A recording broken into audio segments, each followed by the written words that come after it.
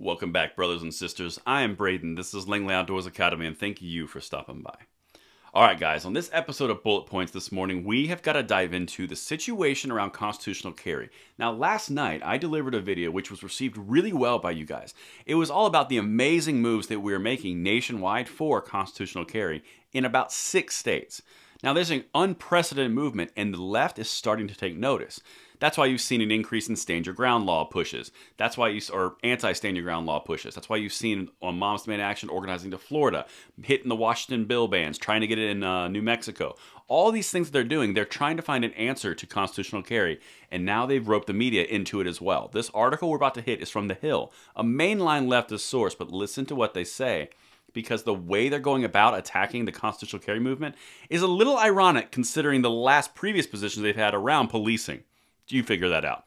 Everything is linked in the description box below. I want to hear from you guys on this one. I'm going to do a quick read from our sponsor who made this possible, USCCA, and then we're going to hit it and hit it hard on the other side. Now, the USCCA is about something bigger than the right to bear arms. It's a resource to help you be ready for the before, during, and after a self-defense incident. If you're not one of the 500,000 plus responsibly armed Americans who are proud USCCA members, then now is the time to explore a USCCA membership. Click the link in the description below now to learn about life-saving education and industry-leading training. And thank you so much to USCCA for making these videos this week possible. Like I said, there's a link in the description. Check it out. That'd be great for you just to at least look at it and make sure you know your options. But now, let's hit it. We got to look at this because Moms Demand Action is getting involved with The Hill. This is a situation. It's going to be juicy. Let's hit it. All right. So, like I mentioned, the left is aligning their media resources to this now. States move to roll back firearm permits over police objections. This came out yesterday, the same day that all the movement is happening with constitutional carry. There is a plan to this. Nothing is random. Okay, so they're going with supporting the police because Republicans just aren't listening to police. Rich, ironic, all the words. Let's dive in. I'm going to show you what they're doing. Here's the setup. Legislators in half a dozen states are considering measures to roll back requirements that gun owners obtain permits and training before carrying concealed weapons, as Republican politicians race to show their support for gun rights ahead of primary midterm elections this year.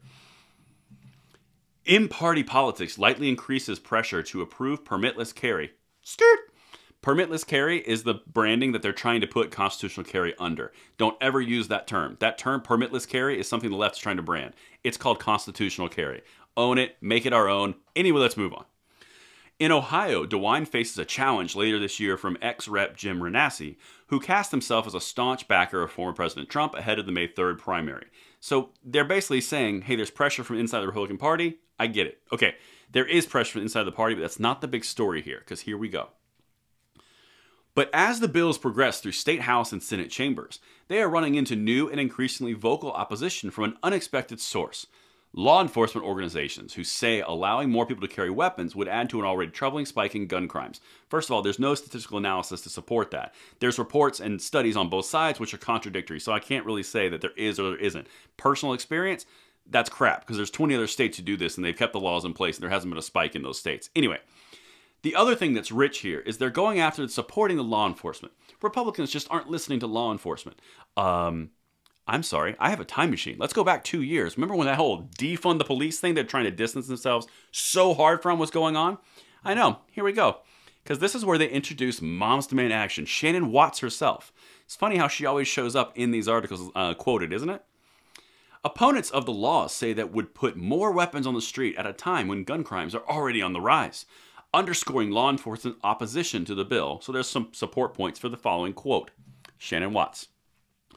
There are communities across the country that are already really struggling with the crisis of gun violence, said Shannon Watts, founder of Moms Demand Action, a gun safety organization. Law enforcement are saying lawmakers are just ignoring their concerns. Huh, rich, ironic, anything? Check out what this same person, leader of Moms Demand Action, said July 12th of 2020, less than 2 years ago, in the height of that pesky little defund the police situation, which they're trying to, again, distance themselves from. Even Biden, in his State of the Union address, tried to distance the entire party from it. Moms Demand Action founder Shannon Watts. Police violence is gun violence. Oh, that's awkward considering the statement that you just said about Republicans not listening to law enforcement. That was from July 12th, 2020. But let's see the actual quote to see if it's really true. This is from an article in Forbes, linked in the description box. Police violence is gun violence, and that's why our movement must be responsive as well. Talk about Moms Demand Action. We're partnering with leaders and organizations who are experts against policing. We're committed to working with them to address white supremacy and racism at its roots. We are seeing an appetite among lawmakers to push through anti-police brutality legislation. This coming from the exact same person who now says their communities are really struggling with gun violence, and law enforcement are saying lawmakers are just not listening to their concerns. I wonder what changed from 2020 in July 2020 to now. Could it be that constitutional carry is working and you're losing? So now you've changed from defund the police to completely support the police because it fits your narrative at the time and your position. That's one of the reasons that we fight these people, because they will do anything. The ends justify the means. They've got to get their gun control, and it doesn't matter what they say or what they do. This is why we are here. This is why we're going to be every single night. Just like tonight at 9 p.m. where I will see you for the next segment. Let me know what you think, and I will talk to you then.